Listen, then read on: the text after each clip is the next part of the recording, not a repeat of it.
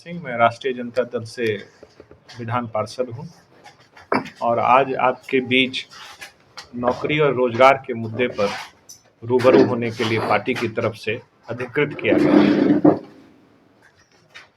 और आपके सामने जो हम लोगों ने लिखित और प्रिंट दिया है, उसमें हम लोगों का दावा ये है कि हमारी सरकार जो महागठबंधन की सरकार है, आदरणीय नीतीश जी और तेजस्वी जी की जो सरकार है, उसने शिक्षकों की रिकॉर्ड तोड़ नियुक्ति करके, मैं बार बार बोल रहा हूं कि रिकॉर्ड तोड़ नियुक्ति करके देश में एक मिसाल कायम करने का काम किया है। और यह पूरी प्रक्रिया महज 70 दिनों में पूरी की गई है और 2,17,000 लोगों को रोजगार मिला है, शिक्षकों के नियुक्ति में मिली है।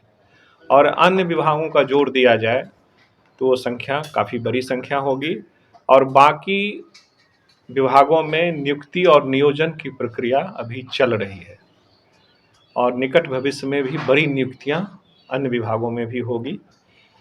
तो मेरा यही कहना है कि जिस केंद्र की सरकार ने लोगों से वायदा किया था कि हम साल में 2 करोड़ नौकरियां देंगे, तो 2014 के बाद से इतने साल गुजर गए, नौकरियां नहीं मिली। लेकिन हम लोगों की सरकार ने, महागठबंधन की सरकार ने और तेजस्वी जी के विशेष प्रयास ने, उन्होंने कहा था चुनावी वायदे में कि आप मुझे सत्ता दो और मैं आपको नौकरी दूंगा। तो उस वादे पर वो खरे उतरे हैं और आपने यह भी देखा कि इस तरह की नौकरी की चर्चा पूरे देश में हो रही है। अन्य राज्यों में भी बेरोजगार युवक चर्चा कर रहे हैं कि बिहार ने मिसाल कायम किया है और बिहार में रोजगार की बहार आई है। यूपी के या दूसरे स्टेट के लोग भी इसमें बहाल हुए हैं और काबिले तारीफ है। इस पर हम लोग केंद्र सरकार को चैलेंज करते हैं कि अगर सीमित संसाधन में बिहार की सरकार इतना बड़ा निर्णय ले सकती है और इतनी नौकरियां दे सकती है, तो आप तो संसाधन के मालिक हैं, आप रोजगार के प्रश्न पर पीछे क्यों हैं? और सच तो ये है कि केंद्र की सरकार की नीतियों के कारण रोजगार के अवसर सीमित हो रहे हैं और कम हो रहे हैं, छटनी हो रही है। कॉरपोरेट ने भी काफ़ी छटनी की है। तो हमारा कहना ये है कि अगर हमें विशेष राज्य का दर्जा मिल जाए, विशेष पैकेज मिल जाए, तो हम तो इस मामले में और नए नए कीर्तिमान स्थापित करेंगे, जबकि हमारा संसाधन अभी काफ़ी सीमित है। इसके बावजूद भी आंगनवाड़ी सेविका, आंगनवाड़ी सहायिका की मांग थी कि मानदेय बढ़े, आशा कार्यकर्ताओं की मांग बढ़ी, टोला सेवक, तालमी मरकज, शिक्षा मित्र का मानदेय दुगुना हुआ और पंचायत के प्रतिनिधि हमेशा, जैसे मैं स्थानीय निकाय से जीत करके आता हूँ, वो लोग भी अक्सर कहते थे कि हमरा सबके मानदेय कहिया बढ़ते, उतने पर रहबे की। लेकिन इस सरकार ने उसमें भी बड़ा क्रांतिकारी निर्णय लिया। मुखिया जी का 2,500 था, वो 5,000 हुआ। वार्ड सदस्य का बढ़ा, सरपंच का बढ़ा, पंच का बढ़ा। तो हम लोग हमेशा से सरकार, ये हमारी सरकार जनता के हित में काम करना चाहती थी और उसको हमने कर दिखाया है। तीसरी बात मैं आपको कहना चाहता हूँ कि नियोजित शिक्षकों की एक बड़ी मांग बरसों से थी कि हमें राजकर्मियों का दर्जा दें, और राजकर्मियों के दर्जा का मतलब है कि खजाना पर बड़ा प्रभाव, बोझ। लेकिन इस सरकार ने उदारता दिखाते हुए 5.5 लाख नियोजित शिक्षकों को राजकर्मियों का दर्जा देने का निर्णय लिया है।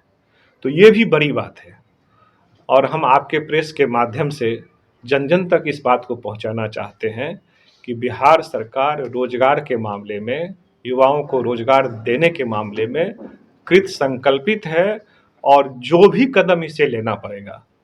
ये सिर्फ इसको आप झलक मानिए, 10 लाख रोजगार की बात हुई थी, तो 10 लाख तो कम ही दिनों में 10 लाख रोजगार की बात पूरी हो जाएगी। लेकिन उसके बाद भी रोजगार के देने के जो कदम हैं, उसमें हम लोग पीछे नहीं हटेंगे, ये सरकार पीछे नहीं हटेगी। इसके अलावा जो हम लोगों की एक बड़ी उपलब्धि जिसे कह सकते हैं, आप किसी नीतियों को बनाते हैं, कोई नीतियां जब बनती है तो उसके आंकड़े आपके पास होने चाहिए। बिना आंकड़े के अगर कोई नीति आप बनाते हैं तो वो अंधेरे में तीर मारने जैसा है।